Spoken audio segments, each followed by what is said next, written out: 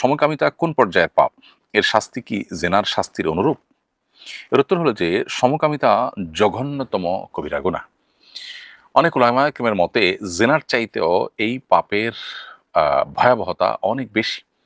এটা আল্লাহর সিস্টেমকে পরিবর্তন করার শামিল এবং এটা যদি পৃথিবীতে ব্যাপকতর ভাবে ছড়িয়ে পড়ে তাহলে সেক্ষেত্রে মানুষের মধ্যে সন্তান জন্ম দেওয়ার টেন্ডেন্সি কমে যেতে পারে, যার ফলে মানব সভ্যতা বিলুপ্তির দিকে যাওয়ার সমূহ আশঙ্কা রয়েছে।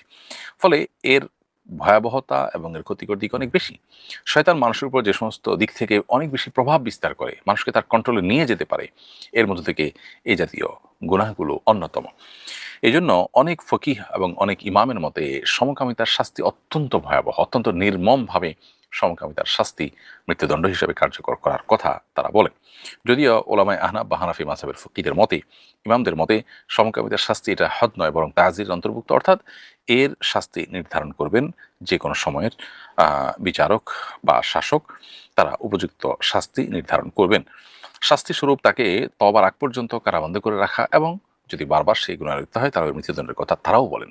এজন্য এই সমকামিতার বিষয়টিকে আজকের পৃথিবীতে যেভাবে খুব অ্যাগ্রেসিভলি পুশ করার চেষ্টা করা হচ্ছে, এটা দেখে বোঝা যায় এটা শয়তানের কত বড় এজেন্ডা, যেটাকে এত জোর করে অনেকটা গেলাবার চেষ্টা করা হচ্ছে। পৃথিবীতে বহু অধিকার মানুষের খর্ব হচ্ছে, মৌলিক অধিকার খর্ব হচ্ছে। লাখো লাখো মানুষ মাসের পর মাস তারা গোটা পৃথিবীতে হামলা এবং দুর্ভিক্ষের মুখোমুখি হয়ে থাকছে। অন্যান্য প্রান্তের সম্পদগুলো লুট করে নিয়ে যাওয়া হচ্ছে।